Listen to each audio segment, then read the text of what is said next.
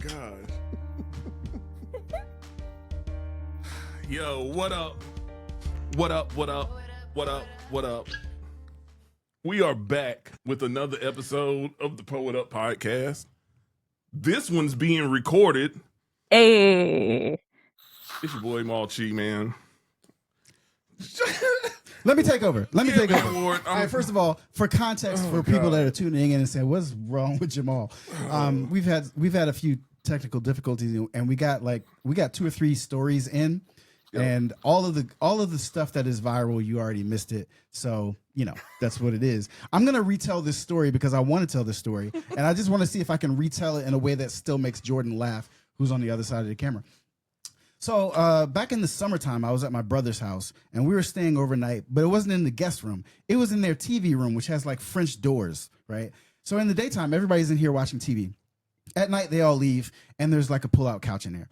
So there's enough room for a TV, a pull-out couch, and that's what it is. So sleeping, 3 o'clock in the morning, I get a little tap on my shoulder, a soft tap, just soft tap on my shoulder, which freaks me out a little bit, but not much. It's 3 o'clock in the morning, and I wake up, and I kind of look over my shoulder, and I just see like this gray, shadowy thing move away from me. And I immediately recognize this. I've been in this situation before. I recognize this. It's a raccoon. It's a fucking raccoon. 3 o'clock in the morning in my room, tapping me on the shoulder. I jump out the bed. Sharice jumps out. What's wrong? It's a raccoon. What? So everybody's screaming. The raccoon, meanwhile, I'm trying to explain the raccoon is there. The raccoon charges me. When it charges me, I grab one of the nearby pillows to try to hit it. And it just kind of like, you ever seen like boxing where they kind of slip and roll? That's kind of what this raccoon did. But I finally, this is maybe about a minute and a half in, Blues, I get my wits about me. It's 3 o'clock in the morning. I'm waking up. I remember like animals, in the dark, you have to show them the light, which is also a religious reference if you want to know, Blues. We'll talk about it later. Okay. So then I go and open the door. And the raccoon runs out. I see the fluffy tail. The raccoon runs out. Whew, I've saved the day. Close the door. I'm like, all right, that's that. Now, about 30 seconds later, because I'm still getting my nerves back, 30 seconds later, the raccoon tries to get back in the door. And I know it's the raccoon because it's scratching at the door and kind of pawing it. And then it makes this sound, Blues. It says, meow, which is it telling me that it needs to come back inside. Right. Because every raccoon we've ever heard meows. So the raccoon was actually a cat. But listen, in my defense, I do know like a family member who woke up to like a family of raccoons. A gaze. Which Blue says is a gaze of gaze of raccoons falling from the ceiling onto the bed. And so that is in my internal frontal lobe. And I guess that's what's informing my decisions here, Blues. Anyway, I think the lesson, you've heard the lesson, some people make a mountain out of a molehill. My lesson for you is sometimes you think this problem is a raccoon, but this problem is actually a cat. What's up, Blues?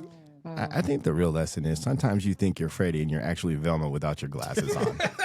I think that's where we're going. What's going on, y'all? Yes, we are here. Welcome to Black History Month.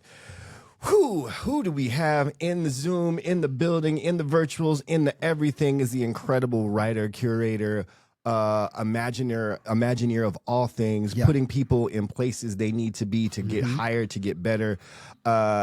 Enough can't be said about this woman, but enough will be said because all the flowers are given to you today. But today we got Candace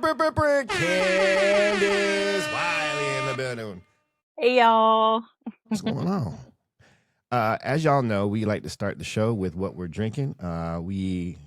I've had half a Modelo, and I'm already drinking some Buffalo Trace. We've heard Jamal. It's what 7,000 years old.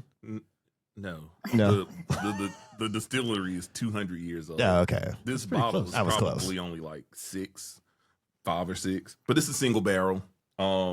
Meaning all of the bottles that were made from this came from the same barrel, so it's going to have the same flavor profile. Whereas typically, Bourbons are just mixed with all of the barrels they make of whatever bourbon it is. So this barrel had one daddy and is not a whore. All right. That's fair. That's fair. Candace, what are you drinking?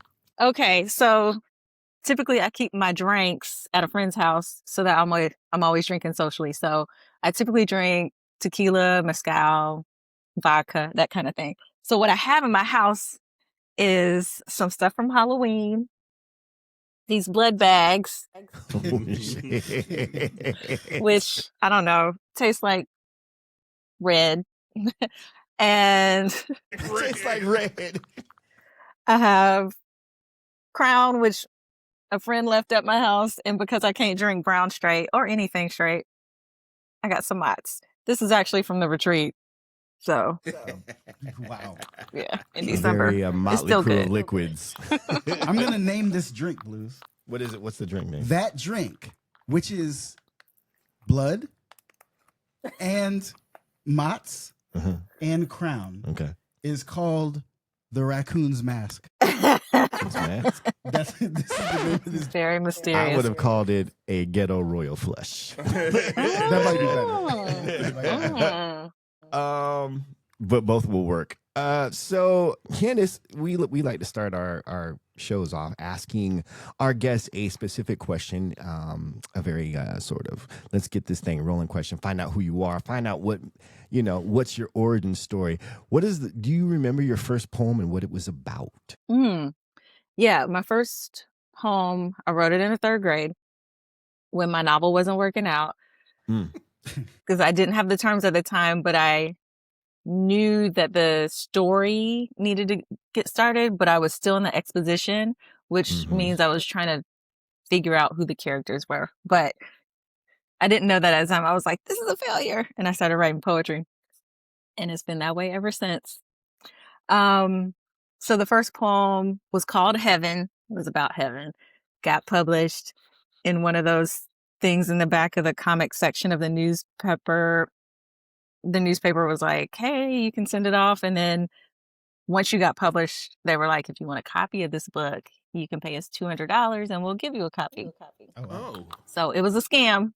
And my mom kept saying it was a scam. Y'all remember that? Yeah. My mom kept saying, no, we can't get a copy of this book. And I'm like, I'm a published author. So we did that one. We sent off the second poem, which is called Above, about heaven. And then I was like, all I write about is heaven. So I started trying to write the novel again and going back and forth.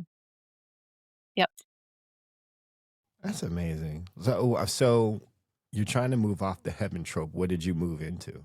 Well, what I realized last fall was that that's just what I write about. I write about God. And I write about, so even right now, I'm like rewriting Eve's story, trying to rewrite Delilah's story. And it's not in this reverent way, but even my Afrofuture story is dealing with Igbo gods and goddesses. So like, I guess I can't fight it. I'm a preacher's kid. It's just a thing that happened. There's some information there. A PK. All right. So, as a preacher's kid, and you're, I guess, really getting into writing about heaven because that's what you're hearing in the household. Was there anything else calling to you in the secular world? Like, I wonder what these new edition poems might sound like. I was 8. I got married when I was 4 or 5. So like, there was always that interest, but I didn't know anything about it at 8. Wait a minute. So I feel like some explanation is. Some You additional just said some shit like, I was married at 4 or 5. Right. I was 4 divorced. or 5. Like, I was divorced by 7 or 10. had a real life. divorced 2 weeks later because our parents found out. But my best friend did the ceremony, and we were in the basement of the church, and we snuck off and got married. But we weren't allowed to have boyfriend or girlfriend, so we couldn't tell anybody. Our best friend told. We got in trouble. We had to get divorced. It was a very short marriage. But either way. It's very honorable, though, because most people don't sneak off. A lot of people sneak off. You know what I was doing when I was eloping at 3 and 4 years old? cuz to the cabinet to get some graham crackers. Like, I'm about to sneak off and wow, that's wild. So are you still like friends with your ex-husband? 4-year-old husband? Not really. Not really, no. I haven't really spoken to him. Well, I mean, we were friends through high school. And then after high school, parted ways. Yeah. That's crazy. Can we really quickly circle back to the friend that told? Because I'm feeling some type of way. Like, if I can divert real quick. So when I was, much older than marriage age, I guess, about 10 or 11 or 12, me and my cousins used to play with matches. So I thought you were going to say, never mind. I thought you were going to say, me and my cousins got married, but it was, we also divorced 2 weeks later. No. We used to play with matches and burn wood and stuff like that. That sounds worse. So we explicitly told my younger cousin, if your mom asks you what we did today, don't tell her that we were playing with matches. He goes home, asks, first thing he says is that we were playing with matches today. So I just say that to say that you can't trust 4 through 8-year-old to not tell the truth. That's my mama, though. That's what I'm sure that's what the cousin said. I mean, it's my mama. It's my mama. Just sorry, that just brought up old stuff. Yeah, you can't trust the little ones. Yeah. Oh, if I had known that all y'all were just running around, playing with fire, getting married in the bottom of churches. Ward, you got anything you need to get off your little 3 or 4-year-old Jess? No, I was an angel at 3 or 4. That's bullshit. We were making raccoons out of cats over here, so that's it. So you get a little bit older, Candace, and you're a little bit wiser now. You've been married, you've been divorced. That novel didn't turn out, but you started writing poetry. Yes. What does middle school look like for you as a young writer, as a young Black girl? And next question, to answer that too, where are you growing up? Where is Candace growing up at this time? This is York, South Carolina. Outside of the city of York, outside of the city of Clover, outside of the city of Lake Wiley and Rock Hill, in the country, more cows than people, next door to my dad's parents. So that's where I'm growing up. Can't walk to my neighbor's house, not me. My brothers were able to, but they had each other. I grew up pretty much alone before they were born, so kind of isolated in that way. And so I was writing closet poetry because I grew up with a nurse and a preacher. So 2 people who were very realistic and very like, you need to be reading serious stuff and writing serious stuff. So the imagination wasn't top tier for them. Mm. What was serious stuff for them? Serious stuff was like, you need to be reading Ben Carson autobiographical texts, because Gifted Hands was a movement in the community at the time. I need to know Obsidian because he knew Obsidian rock. But I wanted to read mysteries and I wanted to read fiction versus nonfiction. So the books I had, they were childhood, YA versions of the story of Ruth, the story of whoever in the Bible, and a few Black authors like Philip Hall, Like Me, I reckon maybe was one of the books that they bought. My mom bought me this mystery series that I begged her for. So I had books in the house, but a lot of them were the adult nonfiction books that my dad wanted me to read. I can see all of this. You can call bullshit on this, by the way. I can see all of this playing into your current writing obsessions, though. Like to have something, and I'm speaking of religion generally, to have something that you love but also feels restrictive in a way. Yeah. It makes sense that the writing would stay within the realms of that, but also ask what if. Also seek to find alternate futures. Also seek to expand the constraints that felt maybe like self-imposed constraints as opposed to the constraints of the religious beliefs themselves. I don't know. You can call it bullshit, but I feel like this leads into your obsessions pretty easily. Yeah. I mean, or easily understandably anyway. So right now I'm rewriting Eve's story, rewriting Delilah's story. Turns out I'm rewriting Samson's mama's story. And also on the like Afrofuture side, I'm playing with Igbo gods and goddesses in historical moments of 1805. So there is a lot of being grounded in something real or something accepted as real, but also like not having reverence for it in a way that protects it. Yeah. Yeah. That makes complete sense to me. What was the most dangerous idea that you had in growing up in your house, being that your dad was a preacher and your mom was a nurse and they wanted you writing serious stuff? What was this like?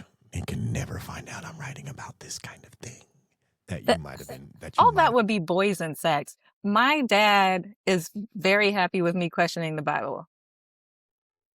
He doesn't care. My mom doesn't really care either. I mean, they want me to believe what they believe, but they don't even believe what they used to believe, right? They've evolved in multiple ways. And so they see the potential of evolution in me, but the transgression would be me writing about intimacy or anything like that. So have you shied away from that, or are you like, nah, I'm finna double down? I did it one time. I know they cried because they were watery-eyed about it. It was one year when I invited them to the Watering Hole retreat, our second year, 2014. Read this poem out loud in front of everybody. My dad was like, he came over, he was like, we're proud of you. And then but we got to leave. And they left early. When I got home to their house, they couldn't make eye contact with me. They couldn't really speak. And my mom was like, just give us all a little time. Give us all a little time. It was, and at the time I was like in my early 30s. So it was just really. You were a grown ass woman at the time. Grown. What did you say, Candace? I didn't say anything. No, I didn't say anything. I said stuff, but I didn't say anything. I wasn't explicit.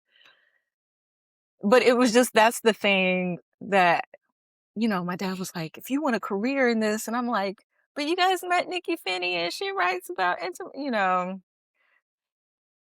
So. But Nikki Finney ain't our daughter. Yeah. Shout out to your parents though, because for real, like it's harder. Like the older you get, it's so much harder to accept change and to evolve and to become another person. Because do you think your parents when you were 16, you think they could have handled that? Handled what? So being confronted with your poem about intimacy, which is not something that they wanted to hear in your work. At 30, like they've learned to evolve. They've like, all right, well, give us a second. Like, just give us a second. We support you, but give us a second. But like 16-year-old Candace, maybe even 20-year-old Candace. No. Yeah. So I mean, shout out to your parents for being there and evolving and kind of like being there for you in that way. Well, and shout out to you for even doing that poem in front of them. And let me ask y'all. I am 40-something. My mom knows what I do. My mom has never heard me do anything close to intimate or erotic poems. Have your parents? No. Jordan, your mama heard? Yeah, Jordan is young. Y'all a different relationship. Y'all some young people over there. But so that's a very interesting take. Like, because you have no idea how they're going to react to a poem, especially in that big of a setting. So yeah, shout out to them for not, because they could have completely freaked out. They could have been like, stop all of this. Yeah. I feel like my mom would be like, okay. But also she would have been like, I can't believe you said that. But she's not a super religious person. My mom is very, I never talk about my mama. Okay. Can I just share a story? So Does it have a raccoon in it? Cause it does not. No raccoon. It's about sharing some poems with my parents. So the first time I did that, I was in high school. And I wrote a poem just about like having a girlfriend and how I felt and what I thought was love, right? The first thing my dad said to me was, don't nobody want to hear about that. So he was like, and it ain't nothing but puppy love. Turns out he was right, like about the puppy love part. But that made me not share any writing with them for like 3 or 4 more years. Yeah.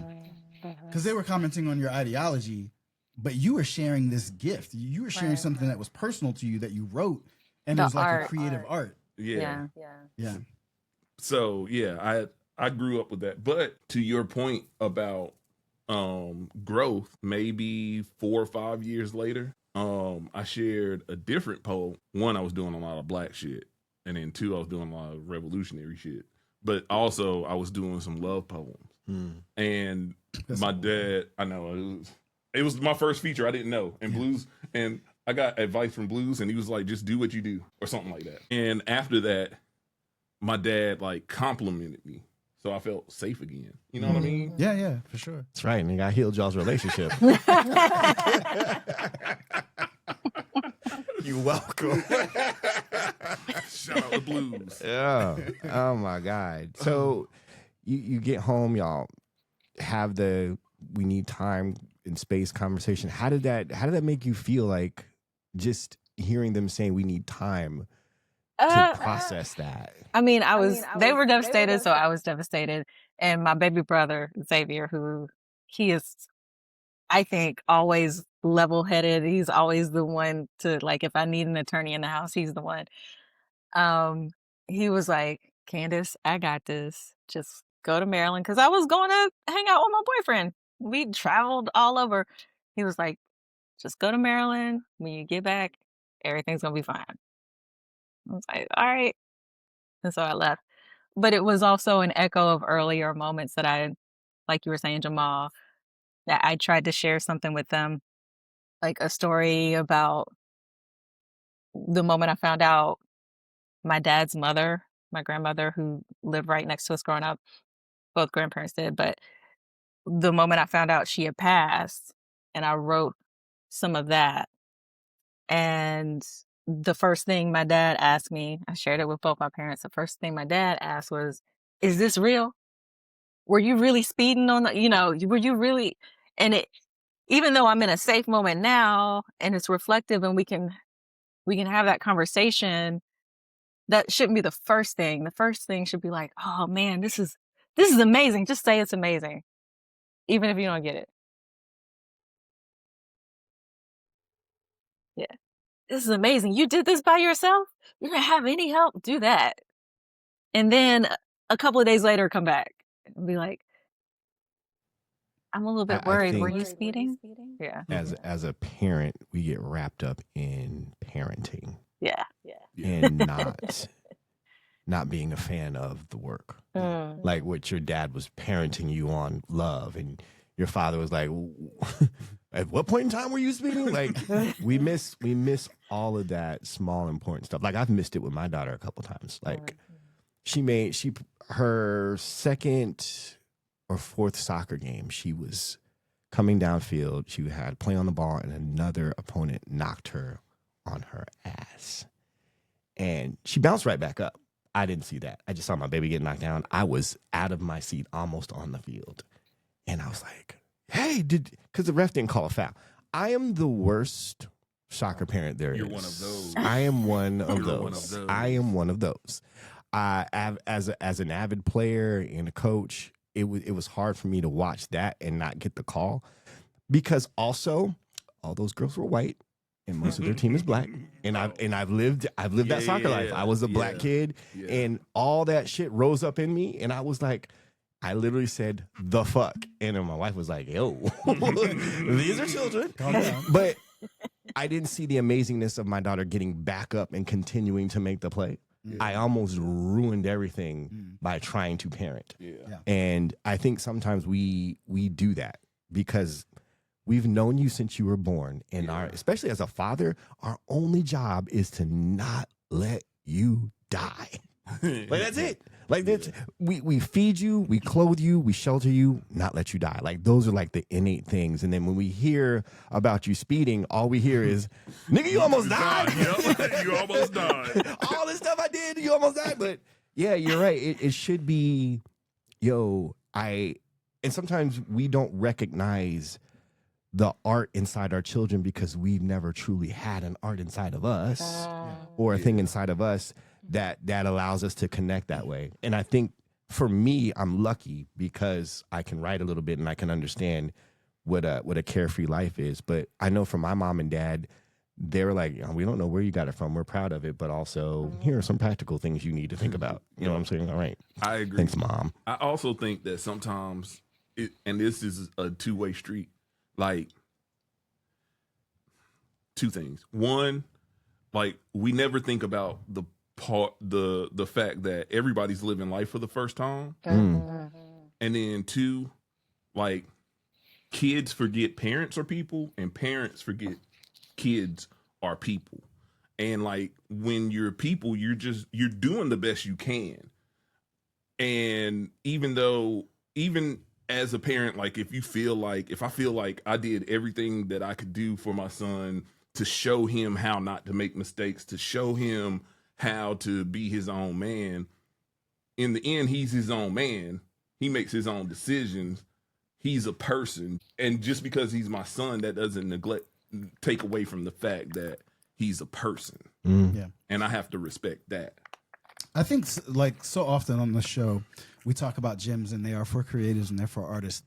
I think this is the first time that we're branching off into like, this is something for parents to think about. So like as a person understanding, okay, let's celebrate first. We'll celebrate you first. Let's celebrate first.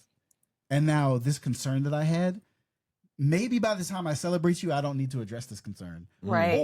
Or after I celebrate it and have thought about it, I can be like, all right, but Candace, you know the speed limit is 35 miles per hour outside this road, right? It doesn't ruin the relationship. I just realized I'm talking to a bunch of fathers. It doesn't ruin the relationship. It's just like, one kind of bittersweet moment, still sweet, right? In a bunch of sweet moments. Me and my dad are still close. Me and my mom are very close. And in fact, this year, I've been trying to get closer with my dad without bringing him on as a collaborator. So I've just been like, Dad, you want to do this? You want to do this? You want to do this? And he's like, no, I don't want to run an obstacle course. Candace, I'm 70 years old. But we used to do sports all the time. But. So this year in December, I was like, Dad, can we make it a goal for next year just to cultivate our relationship into something new and deeper? And he was like, yeah. And so now we're back to reading books together like we did when I was little and, back to chatting on the phone and just being more intentional. That's cool. Saying that for the fathers in the room. Like, Yeah. I love my daddy. Let's jump into some. There's so many things I want to jump into. Why the watering hole? So I remember the first time I hear about the watering hole, because you hear about all these other very black, they're hard to get into if you are not from the South kind of things. Okay. So I hear about the watering hole and I'm like, this is amazing. And I don't know who's involved. I do know who's involved, but I don't know. Yeah. Right. But your name is like the first name that I hear. So I'm like, wow, I wonder what pushes a person to do this, because it's not like I'm just going to decide to do a thing and it'd be like, boom, boom, boom. Like there has to be thought, intention, and all the other things about it. So why the watering hole? I've received a lot of education for free. I got a lot of scholarships. So that's my education happened in these formal ways. And back in the day, I met Monifa Lemons Jackson. A lot of her education happened in informal ways, right? Mm-hmm. And I started becoming a part of poetry communities that were outside of academic spaces and seeing the value that I could get from those, that like when I was in the MFA program or the MA program, I felt like I was starving as a human being. You know how environments will curb your personality in different ways and change, like just through osmosis, it'll alter who you are and how you present yourself. Like being in academic spaces is very sterile, though you can get a great education in those spaces. It lacks the awareness of the audience, the awareness of the response, the way that chosen family can help you grow versus a book helping you grow. Because essentially, the professor is like handing you a book and just being like, flower, do your best to flower. So, Monifa and I were having this conversation about the value of both of these spaces. And this was after Cave Canem had come south for a couple of years through Kwame Dawes bringing it to Columbia, South Carolina, and through the Poetry Initiative and all of that. 2 years, maybe 2010 and 2011. And then when he left, it left. When he went to Nebraska, Cave Canem wasn't coming south anymore. It's also not their responsibility to, so no shade to them. So Monifa was like, we've got to create something here.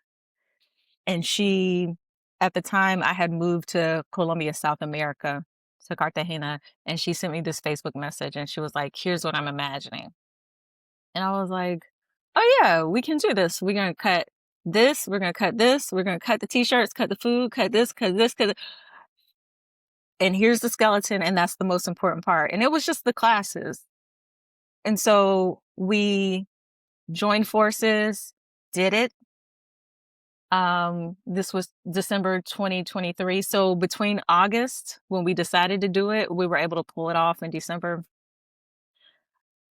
It was a community space with educational components and living room classrooms, and we felt like it had the best of both worlds.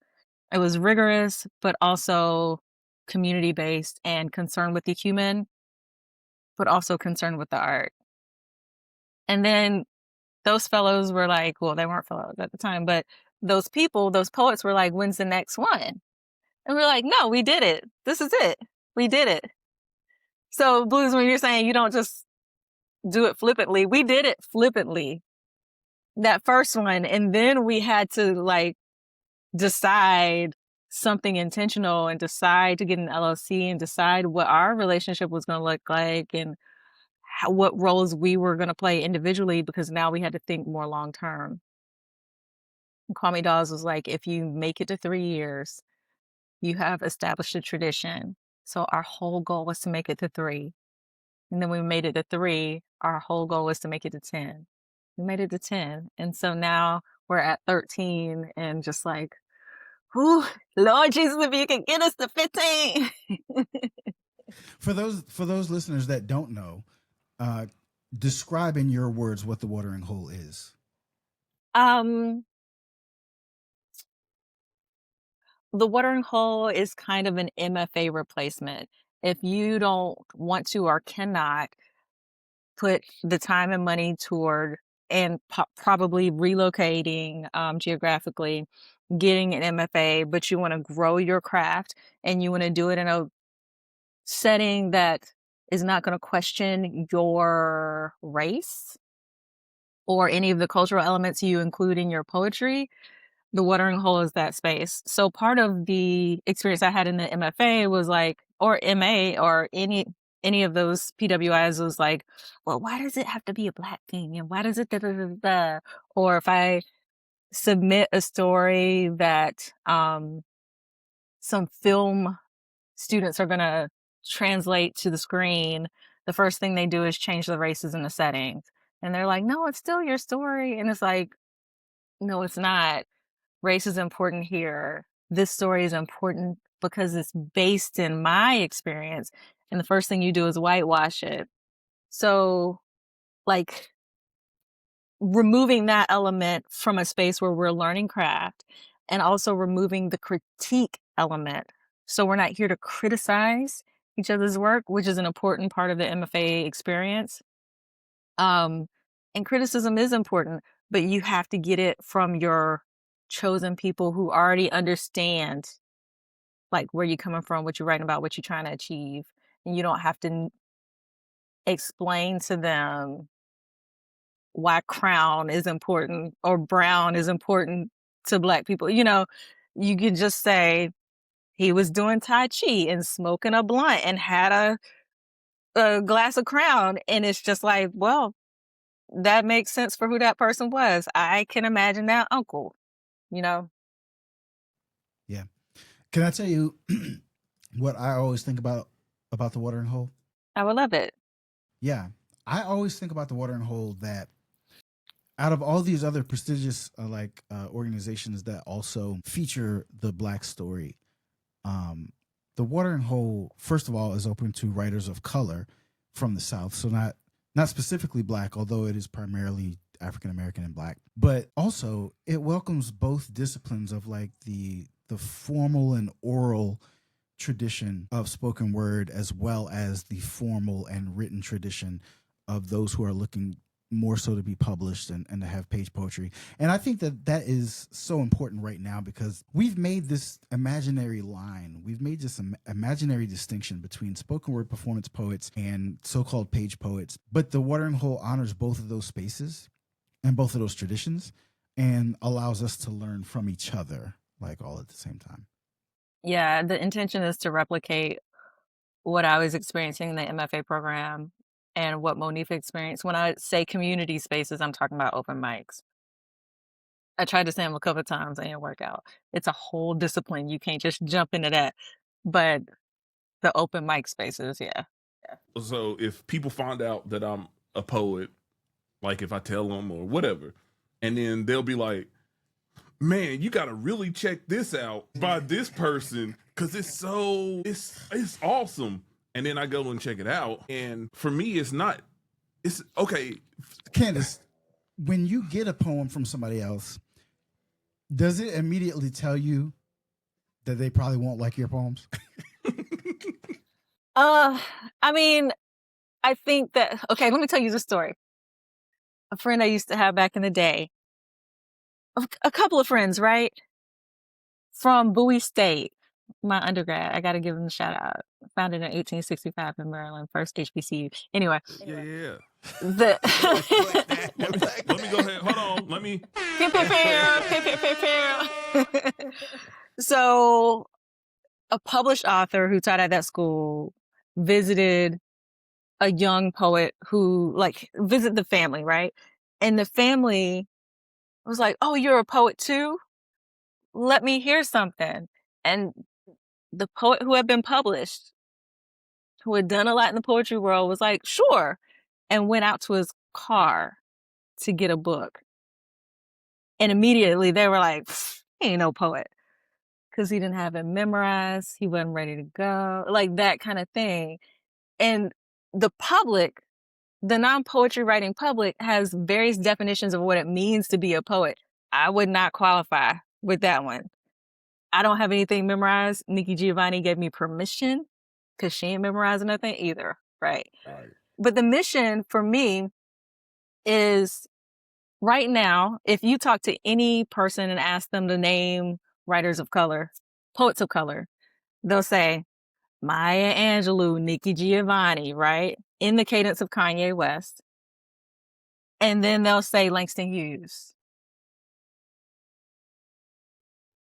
Maya Angelou was primarily a nonfiction writer.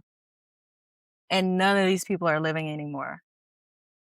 My mission is to make it so people can name a living poet of color, right? By helping them just get out there, helping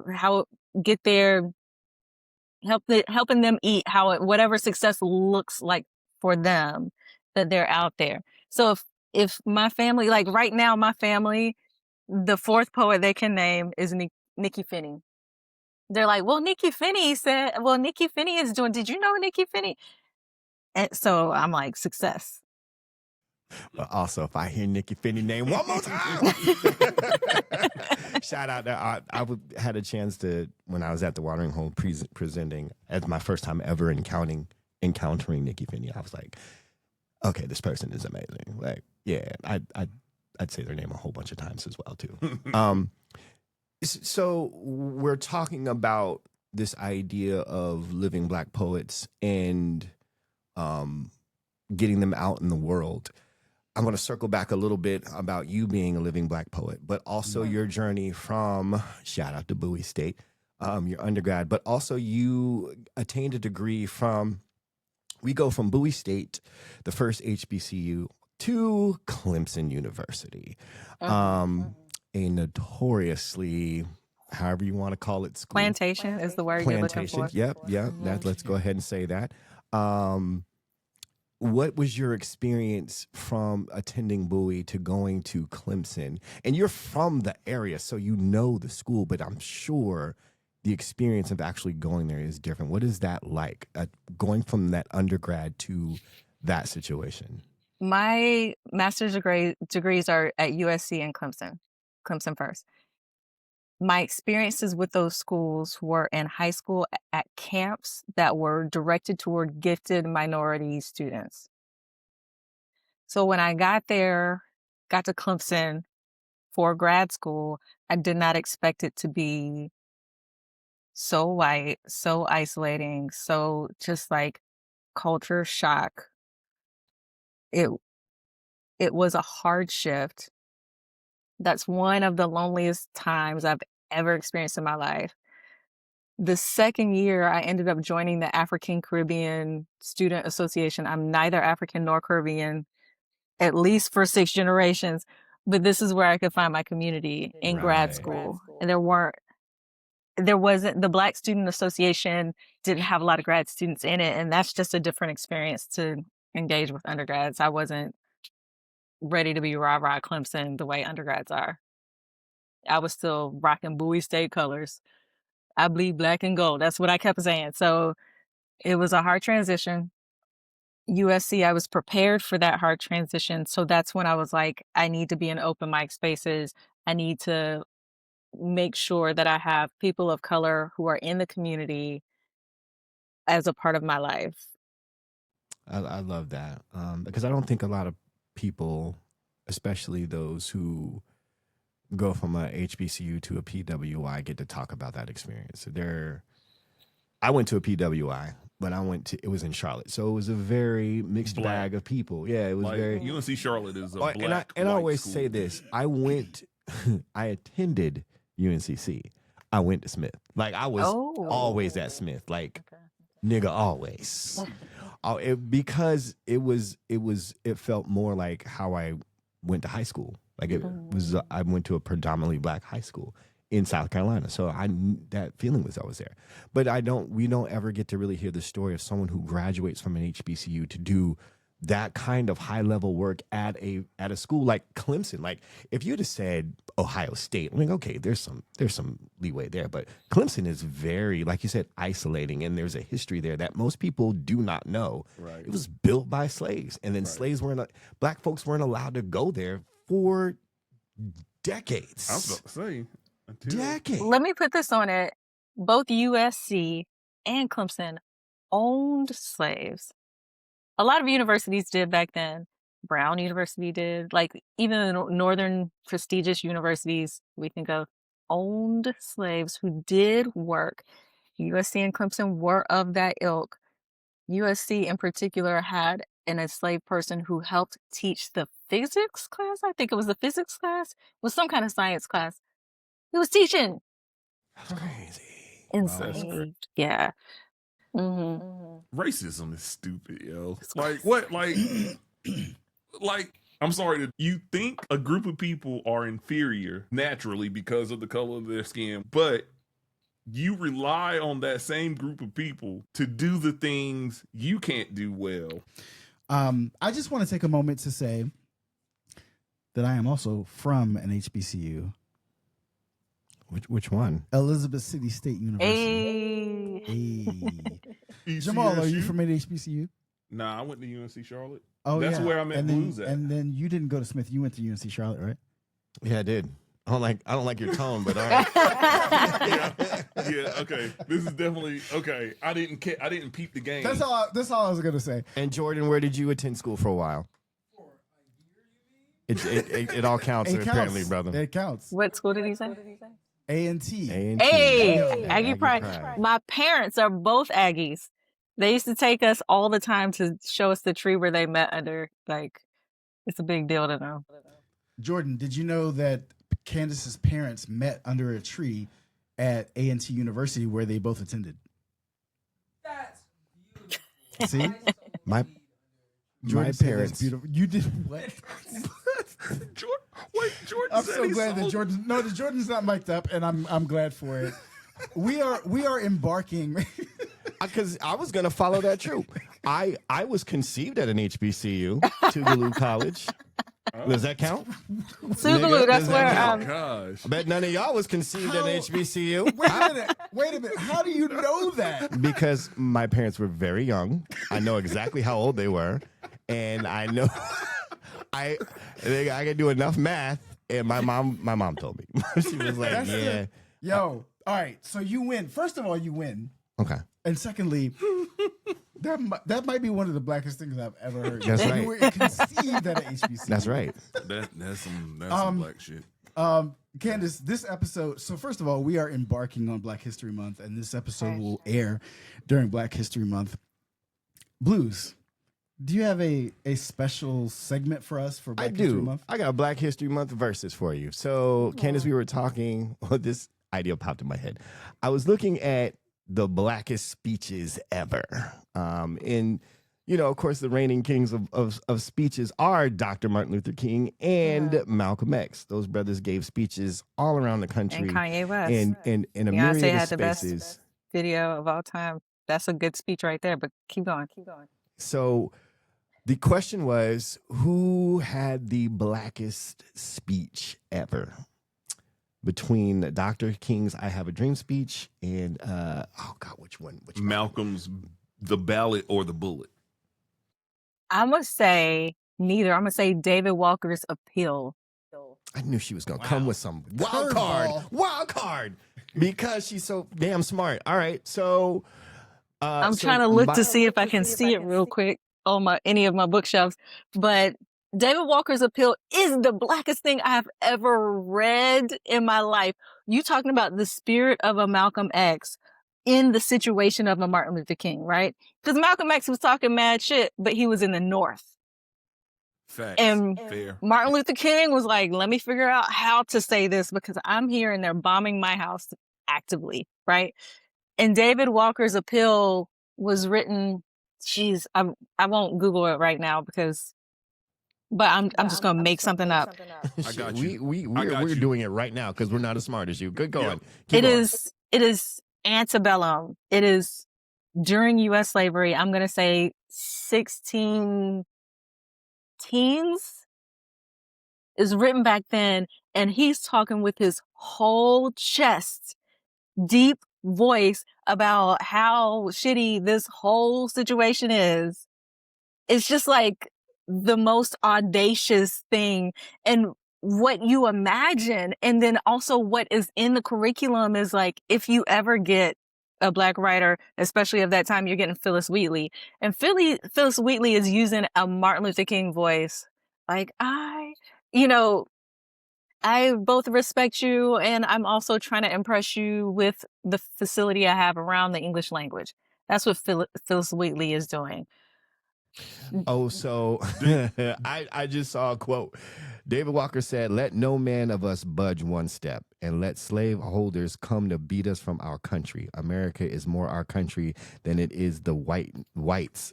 We have enriched it with our blood and tears." That nigga said, "This ain't y'all shit. This our shit. I dare you to come beat my." And 1785 to 1830, I think. Okay, so David Walker's kind of leading the race here because of time, right? We're talking There are still, slavery is hella active, right? So that does top tier. So I the said other part of 16, this, early 16s. That didn't even make sense. Okay. I'm sorry. yeah, no, No, you good. the fact that you pulled it up from your brain and we had to go Google the rest. We're like you're Martin fine. Luther King or Malcolm X. Yeah, Everybody knows. we're here. We're here. David Walker. We're here with the David. Maya Angelou. We use 16, 19, 16, 20 as the start date of as the official start date. So it shouldn't have been. Anyway, keep going. A part of my Black versus is who had the most quotables, like which speech had the most quotables in it. I naturally went with Dr. King's dream speech. Because, I'm going to say no to that. Okay. I like the pushback. What we got? I'm sorry. You said because. That means you had a whole sentence. No. I only say that I was going to say because of where it was delivered and when. On the National Mall, hundreds of thousands of people there, millions here years later. But you say no because? No, because of how any political party can pull from it. Not even just political party. It could be a Hershey's ad on TV and they're going to pull a quote and be like, we're aligned with Dr. Martin Luther King, Reverend Doctor. And I hate for that to be a mark against him because he didn't intend for that. But nobody can pull a quote from Malcolm X and be like, you can't even pull a quote from Farrakhan, and Hershey can't do that. So that just means like the audacity of what they were saying is just a little bit more profound. Okay, so that's another marker for either David Walker and or Malcolm X for being blackest. Yeah, because their message can't be You manipulated. You have a quote, Blues. Which quote do I have? I don't know. That's good. We talked earlier. I know that you have one because your position would be that Martin may have had the blacker moment. The only black moment that's popping off in my head was it's not really black though. This is ruining my argument for him. Okay, the fact that he was on the National Mall, right? In itself was a black thing, like a black man standing in front of a very white piece of land, I guess, if you will, in front of a very white government, is saying he has a dream. And the idea of a black man having a dream in America is a dangerous thing, right? He's inspiring a sense of hope, not just to black folks that are there, but to tell these white people, I feel this way, and a lot of people feel this way. As dangerous as you want me to be, I still will find a way to include your white children and my black children together. That scares the shit out of you.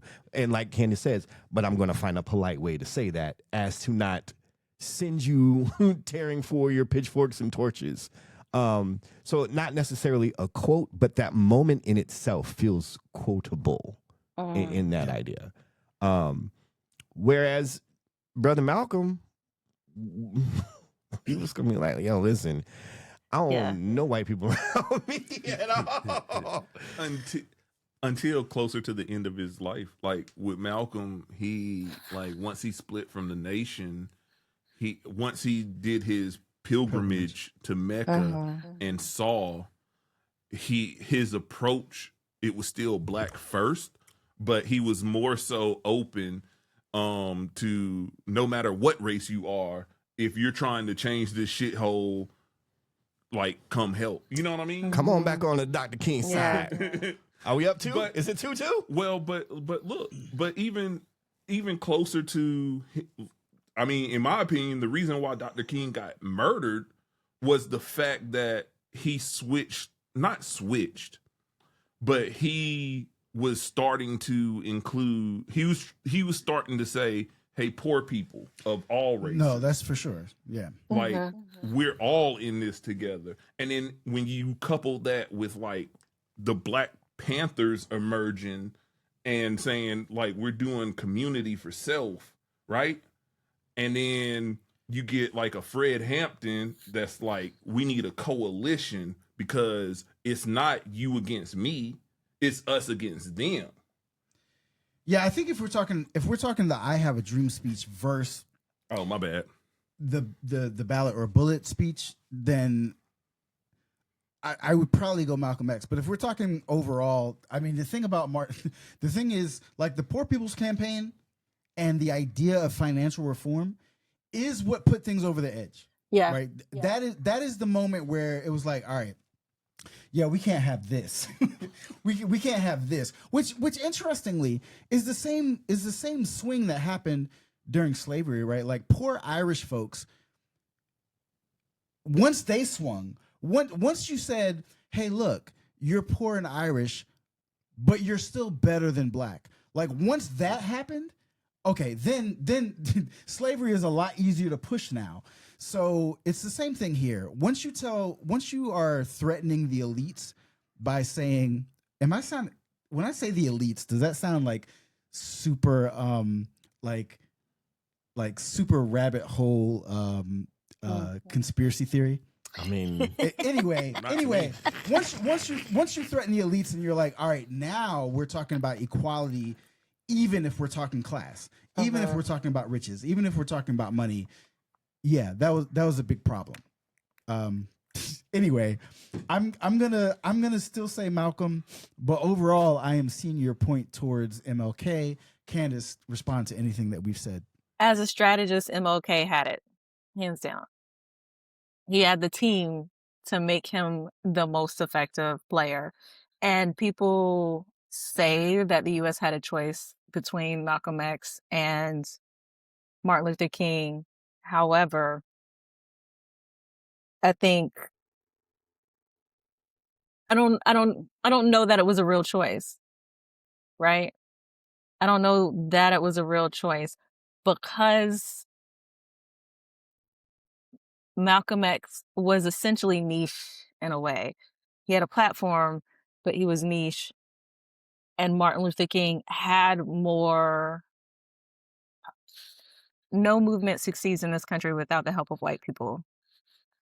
Martin Luther King was able to strategize that. He was able to, in his letter from a Birmingham jail, say, I believe you white conservatives, white moderates are people of goodwill and have good intentions, and then light into them paragraph after paragraph. And I still believe you have good intentions and you don't mean for this, and then light into them. And that was a way to get white people on the side of the movement. Yeah. This has been your Black History moment.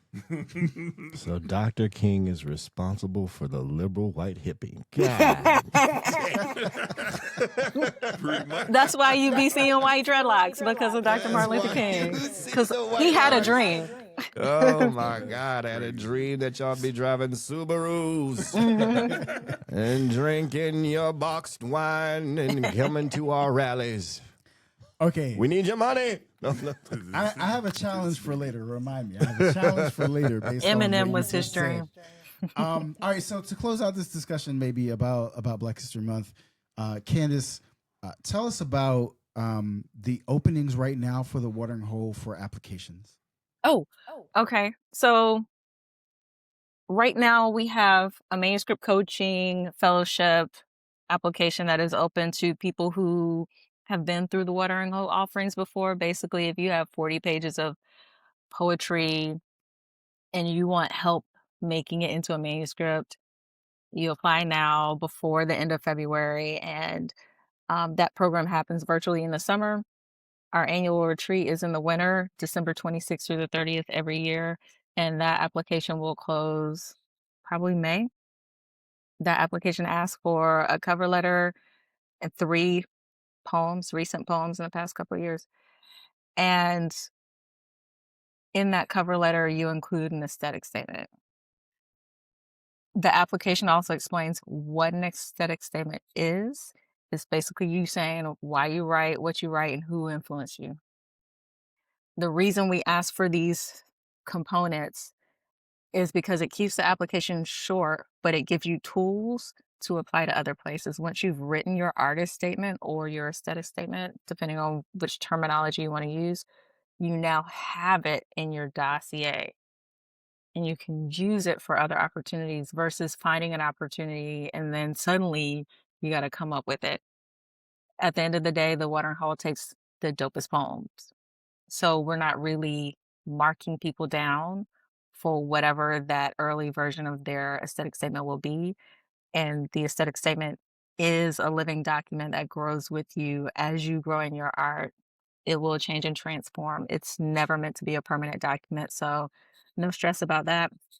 And we also have craft talks throughout the year virtually.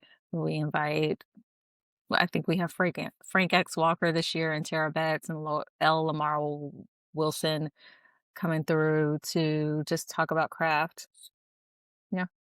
Some other people as well. Yo, apply. I am a graduate fellow of the Watering Hole. I'm currently on the board of the Watering Hole. Blues was once a facilitator maybe 2 years ago at the Watering Hole, 2 or 3 years ago at the Watering Hole. Somebody was also a facilitator at that table. Somebody else was. That's true. I facilitated last year, like 2024. Apply.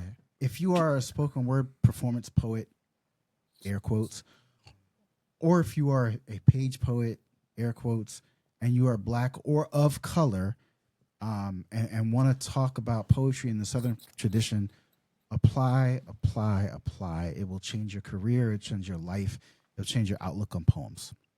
Also, our definition of the South is broad. So we're never checking where people are from. The point is to bring you to the South to learn.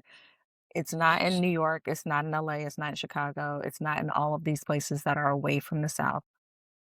It is here in South Carolina. So we have people from London, from Japan, from Australia who come in, Canada as well. So don't feel like you can't apply if you are in Philly. We got a lot of Philly folks. Or if you're in the Ukraine, because, we got that one Ukraine listener. That was an inside. What up, Ukraine? What up, Ukraine? For sure. All right. She knows it. We have a question. We have a question for you, Candace. The question is: are you ready for this segment, this game show that we have? It's called. Oh, sorry. Hold on. She was nervous as fuck. It's called. She was like, I'm not ready for what you've been asking. Hold on. That's Cap. All right, hold on. Did you hear one more time? That's Cap.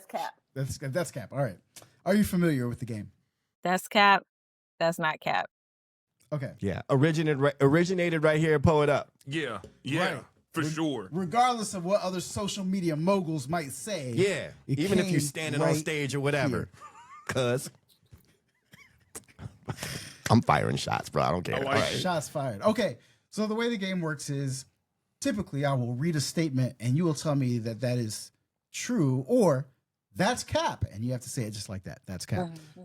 I've incorporated some different rules here to help you out.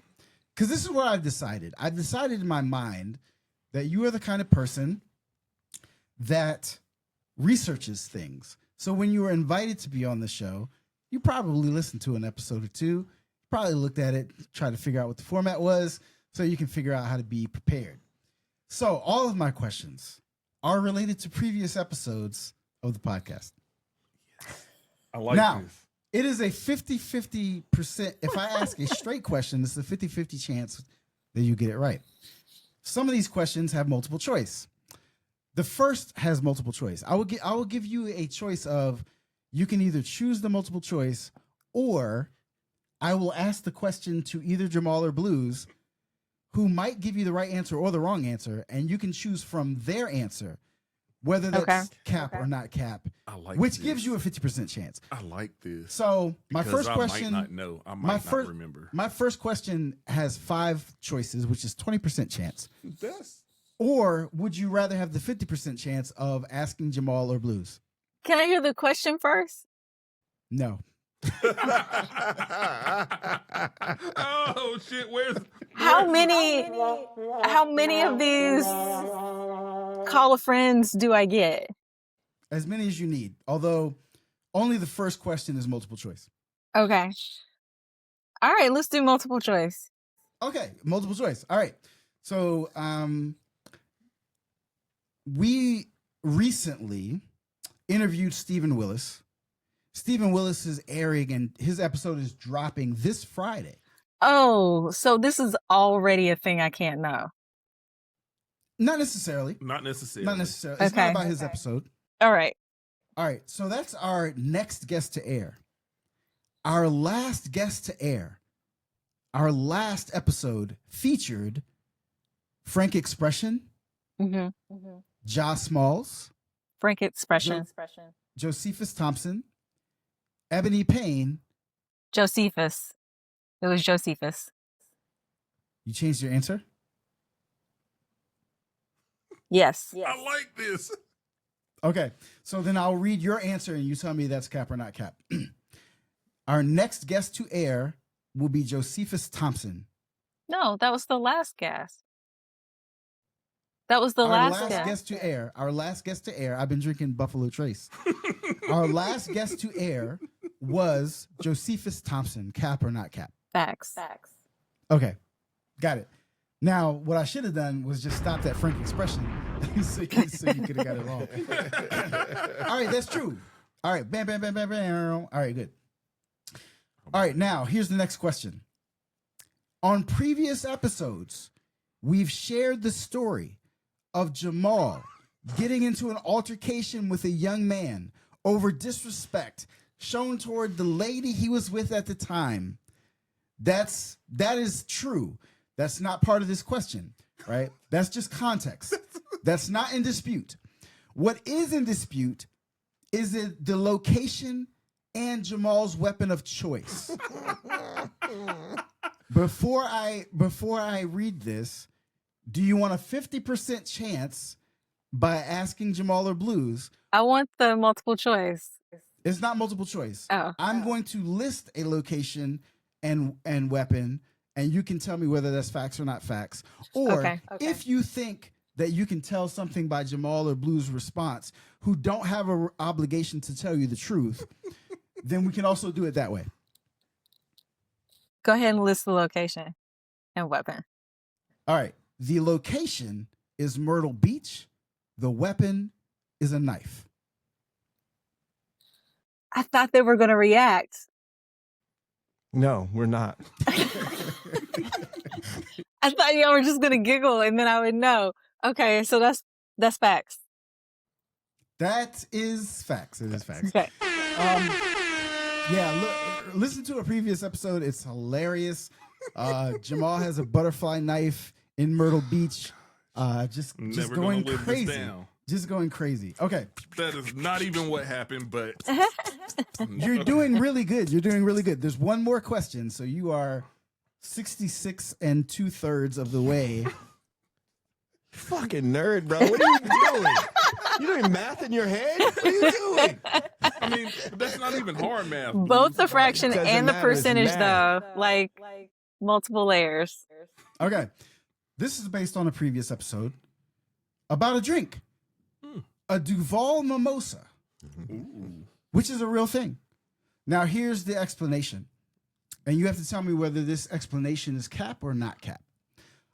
A Duval mimosa is exactly like a regular mimosa.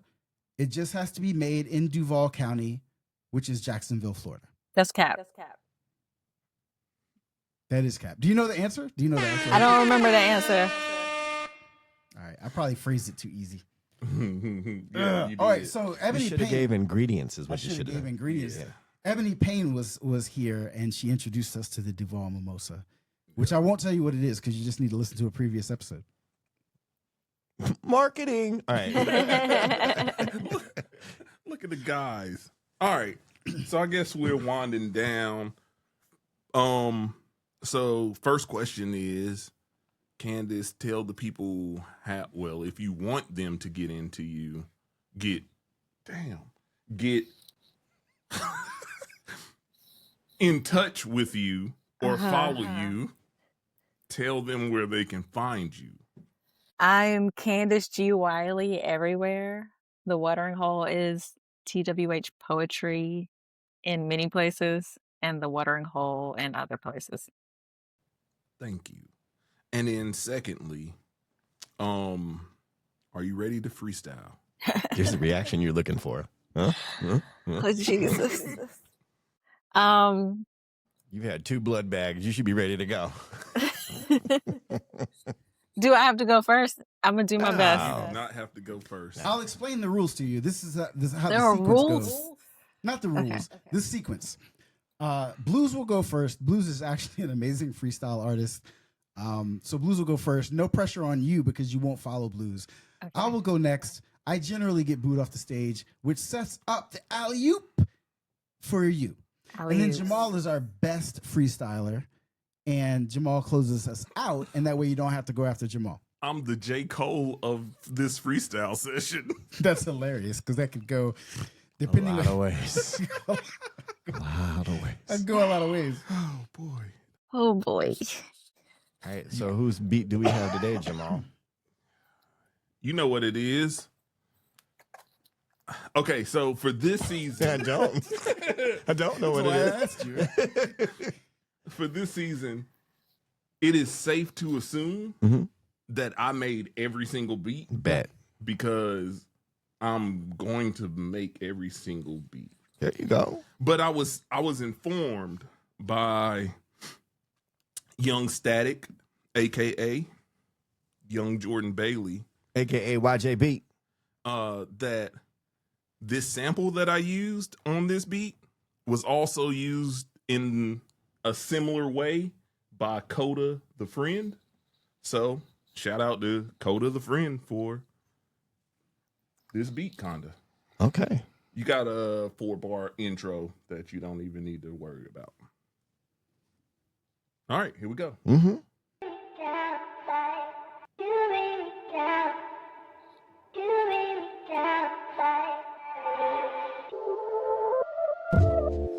Oh.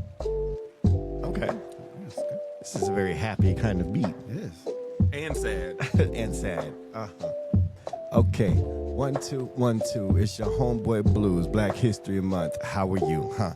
Blacker than ever, blacker the berry, blacker the berry, blacker the berry. I'm so sweet. Guaranteed on this MIC, I get down. Hey, y'all, coming through to your town. Yo Blues, he won't fold. What up, tribe, to the watering hole. Oh, and guaranteed I'm so cold. Not J. Cole. Don't fold, won't back away from the beef. But guaranteed, blacker the berry, the sweeter the juice. Your homeboy Blues, I pass it off to you. Hey, yo, first of all, shout out to the watering hole. Secondly, fuck ICE and Border Patrol. Come on. I got my sword, Sir Duncan the Tall. You know it's like Jamal. We fade them all. And after that, we throw up on the high horse and knock you off. Cause we joust. What the fuck is that about? We do that with the Sir Lancelot. Take my sword up to Mordor, heat it up, and slice your neck. And after that, the blood All right. First of It all, didn't work? you went fucking Lord of the Rings violent. What the fuck was that? Where did you go? Frodo, come back. We just needed you to drop off the ring, cuz. What are you doing? Oh my God. Oh, well, leave it to Like I said, they always stop me. They leave it always to cut Jay me Ward off. to go ultraviolet. All right. Candace, that you have nothing to do but go up from That's here. it. Up. It's not, it's real. It's true. You got this. We believe in That's you. Cap. Are we still playing that game? That's Cap. Okay. Here we go.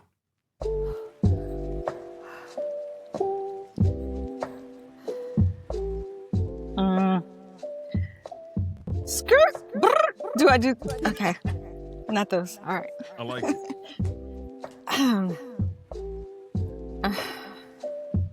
Well, that's all, folks. We done got together, had our laughs and jokes, told a couple of stories like United Nation from Slam Charlotte to Concrete Generation. The watering hole feels hella fly like Queen Latifah, UNIT. Why are we living single? Doubles, triples, platinums. Oop, look at here. We got an anthem. Mama jokes can't break this trust from all of y'all to all of us. We rhyming words. We spinning verbs. We tossing nouns. We saying sounds. We got out of bounds. We swim, not drown. We're stuck in a loop.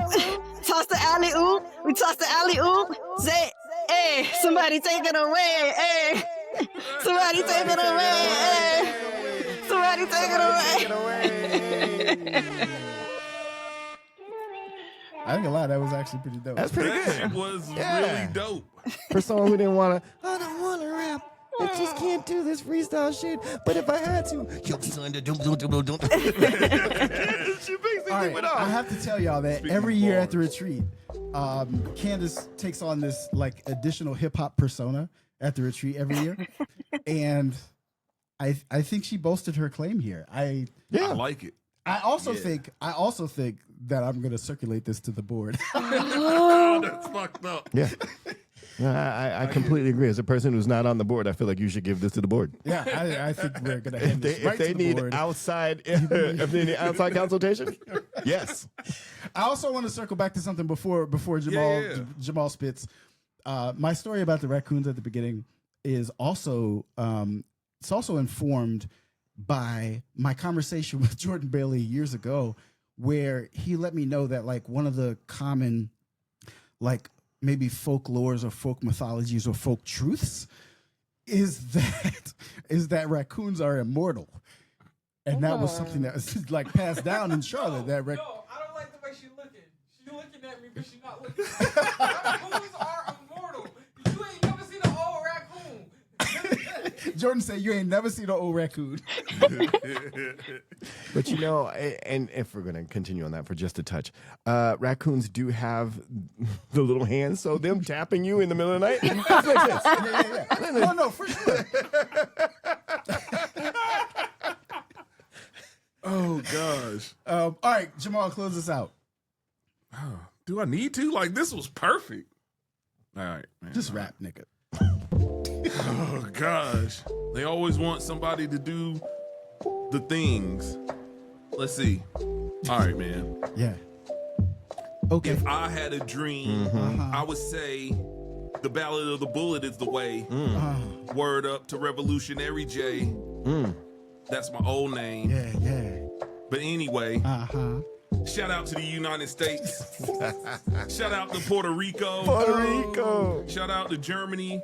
Yeah. Shout out to Canada. Uh-huh. Hey. Shout out to Australia, Uh-huh. Brazil, Ireland, Yeah. Malaysia, Yeah.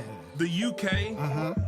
Russia, they invading asses, Sweden, Yeah. Senegal, Senegal. Czech Republic, All right. Spain, Okay. Mexico. All right. Senegal. We'll skip that one. Senegal. Slovenia, Senegal. France, Senegal.